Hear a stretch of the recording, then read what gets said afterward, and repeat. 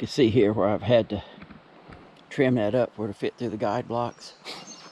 On down through there, you can see some spots where I've just kind of cut down. And don't think that I cut this tree down just asking for trouble. This tree blew down. I would never have cut it down. Not a white oak, not this size. There's no way. If it blows down or dies, I'll cut it up. But I got too many pines, and we're not in Tornado Alley, but we're within hollering distance of it. So I get enough blowed down to,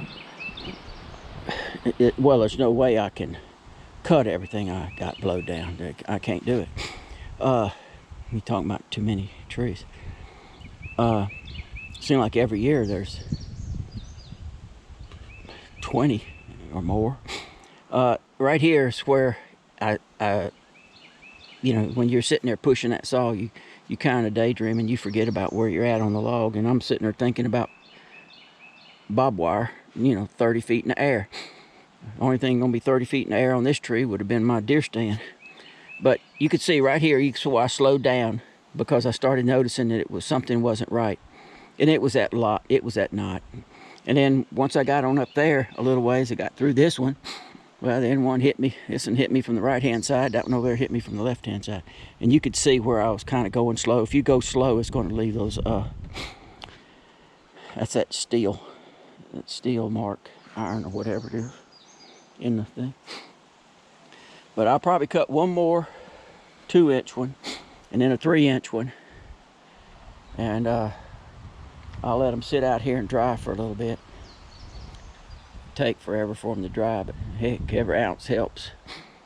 And I'll stack them over there, kind of like I got that one over there by that tractor. I'll just put the log back together and bundle it all down and just let it sit out there and dry. If it takes 2 years, you know, it'll be sitting there, it'll be waiting on me. I'll put some tin on top to make sure it don't get rained on. The bottom there, like I said, I'm gonna take another 2 and then a 3. The 3 is gonna be for sure for a workbench top. You take a 3-inch piece of white oak. It's 13 foot, but I'll end up cutting it 12.